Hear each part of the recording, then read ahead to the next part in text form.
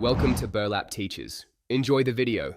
In this video, I will explain how to replace your Mazda Miata key fob battery.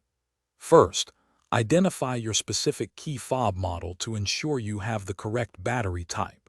You will need a small flathead screwdriver and a new CR1620 coin cell battery.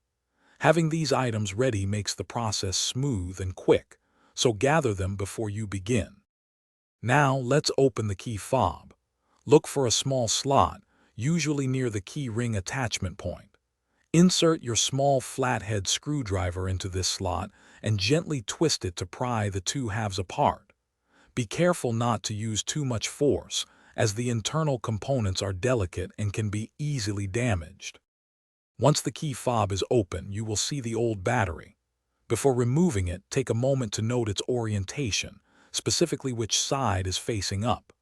Carefully pry out the old CR1620 battery.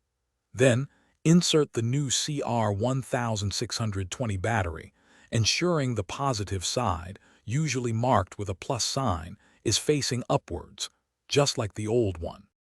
With the new battery in place, it's time to reassemble your key fob.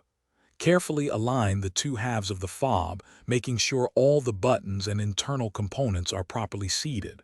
Press the halves together firmly until you hear them click shut. Finally, test all the key fob's functions, like locking and unlocking, to ensure everything works correctly. Thanks for watching. Consider subscribing if this video helped you.